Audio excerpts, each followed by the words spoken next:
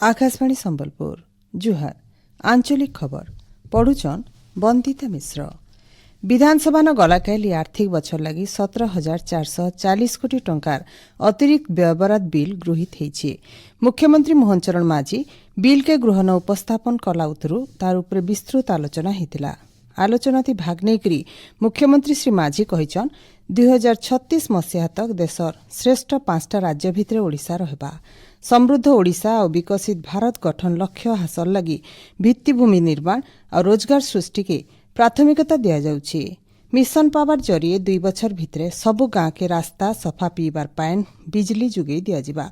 भिन्न भिन्न कृषक कल्याण योजनार बोले चाषी परिवार के बछर का 58,000 टंका साहाय्य जुगे दिया जाउछि बोली मुख्यमंत्री मोहन चरण माझी कहिछन। कटक बाराबाटी स्टेडियम न आज संजबेलर 7 बजे भारत और दक्षिण आफ्रिका भितरे T20 क्रिकेट मैच खेला जिबा। मुख्यमंत्री मोहन चरण माझी उद्घाटनी समारोह मुख्य अतिथि भावे जोग देकरी खेल मूल करबे।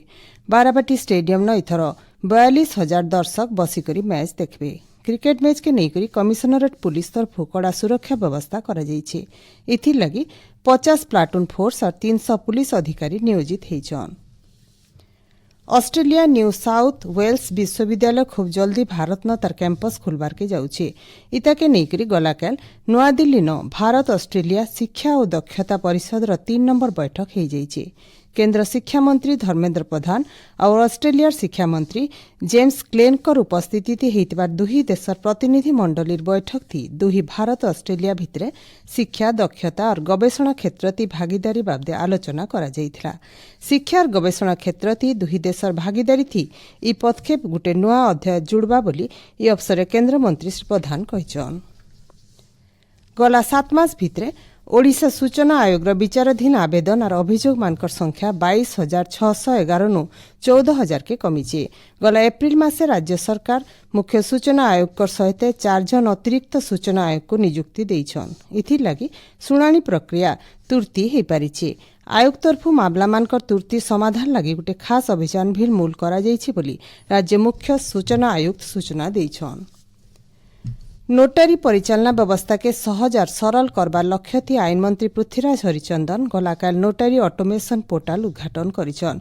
ई अवसरे मंत्री श्री हरिचंदन कहिछन ई पोर्टाल थी नोटारी मानकर नियुक्ति पंजीकरण दिनकिया नथिपत्र अपलोड कार्य विवरणी बाकी काम ऑनलाइन जरिए करा जाई पारबा।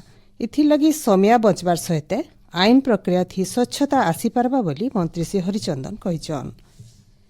आमर हस्तशिल्प आमर अस्मिता और गौरव प्रतिफलन आए बोली हस्ततंत्र और बयन शिल्प मंत्री प्रदीप बड़सामंत कहिछन। पुरी जिलार कोणार्क अर्बान हाटन गलाकाल जातीय हस्तशिल्प सप्ताह के उद्घाटन करी सेईटा कहिछन। हफ्ते तक हेबार के थिबार कार्यक्रम थी 67टा स्टॉल करा जाइछे। सरपंच हेबार लगी जने प्रार्थी के ओडिया पढ़ी और लेखि जानबार जरूरी आए बोली ओडिशा हाईकोर्ट गलाकाल गोटे गुरुत्वपूर्ण राय थी कहिछन।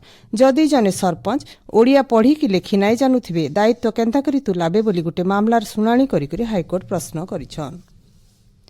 बुर्ला वीर सुरेन्द्र साय विज्ञान और प्रजुक्ति विश्वविद्यालय भिसुट न गलाकाल स्मार्ट इंडिया हाकाथन 2025 सॉफ्टवेयर संस्करण चूड़ांत पर्याय उद्घाटित हो जाइए। 2 दिनिया कार्यक्रम थी देशर युव मेधावी माने व्यवहारिक समस्या प्रजुक्ति भित्तिक समाधान उन्नति करबार दिगे इथि काम करबे। इथि देशर भिन्न भिन्न इलाकानो 20टा दल भाग नैछन। ई दल माने 36 घंटा काम करी व्यवहारिक प्रोटोटाइप विकास करबे। नुआपड़ा जिला पुलिस तरफु खड़ियाल बस स्टैंड 15 जन दादन श्रमिक और 2 जन छुआ को चालान बेले उद्धार करा जाइछे।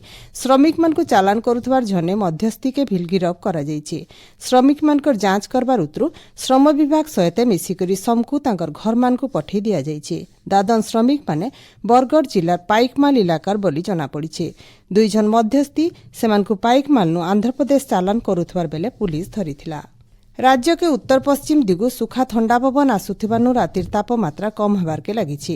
आबा 24 घंटा भितरे झारसुगुड़ा सुंदरगढ़ और अनुगुल न जबर ठंडा हेबा। सुंदरगढ़ और कंधमाल न बहलिया कुहुड़ी और कोरापुट न हल्कानु मध्यम धरणर कुहुड़ी हेबा बोली भुवनेश्वर आंचलिक पाणीपाग विज्ञान केन्द्र तरफु अनुमान करा जाइछे। एचनीर आंचलिक खबर इन शेष हला। आर बेलार आंचलिक खबर सुनी पारबे राति 7:02 थी। जुहार।